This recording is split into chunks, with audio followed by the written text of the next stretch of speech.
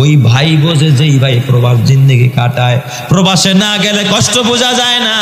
মা কাছে নাই, বাবা কাছে নাই, জ্বর হইলে দেখার কেউ নাই, অসুস্থ হইলে দেখার কেউ নাই, রান্না করার কেউ নাই, কান্না করারও কেউ নাই। তোরা যদি আরেকজন সেটা ধমক দেয়, মারে, সারানের মতো কোনো মানুষ নাই। একা একা জীবন, কত কষ্টের জীবন রে প্রবাস জীবন। এর থেকে জেলখানায় বন্দি থাকা আরো ভালো। এত কষ্ট করে আমার প্রবাসী ভাইয়েরা, আমার যুবকেরা, ও এলাকার মা বোনেরা, ও বিবিরা, যার স্বামী প্রবাসে থাকে, বিবি গো, কথা দিয়া স্বামীরে কষ্ট দিবি না। প্রবাসীদের কষ্ট সহ্য হয় না।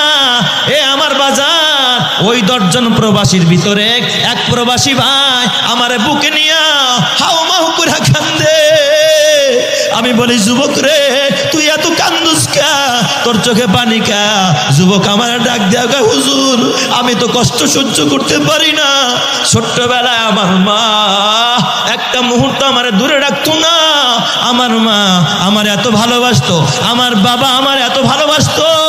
আমি বিদেশ আসার পর আমার মাকে এমন একটা দিন যায় না আমার মার আমি ক্রন্দন করতে দেখি না। আমার জন্য সবসময় আড়ালে আমার মা কাঁদতো। হুজুর, গত 3 মাস আগে আমার মা দুনিয়ায় নাই।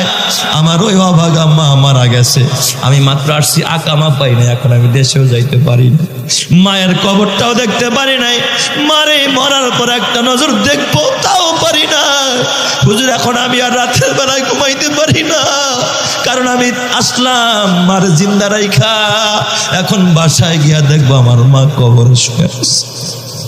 আমি তো আমার মারে এখন কিছু খাওয়াইতে পারবো না। জনম ভইরা আমার মা মুখের খাবারটা আমারে খাওয়াইলো। জনম ভইরা আমার মা আমারে আদর দিল, সোহাগ দিল, ভালোবাসা দিল। আমার জন্য আমার মা এত কষ্ট করলো। কিন্তু আমি প্রবাস জিন্দেগিতে এখন টাকা কামাই, হয়তো লক্ষ লক্ষ টাকা নিয়ে বাসায় যাব, কিন্তু মারে পাবো না।